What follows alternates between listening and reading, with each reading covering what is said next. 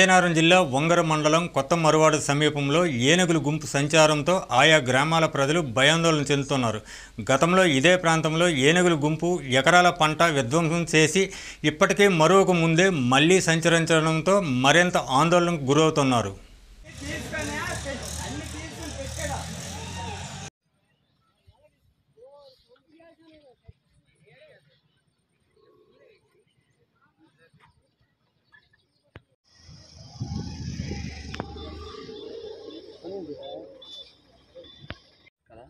ఎరుగడన్నాడా గురువు ఉన్నాడా? గురువు లేడు. గురువు అంతాడు, గురువు లేకుండా ఉండదు.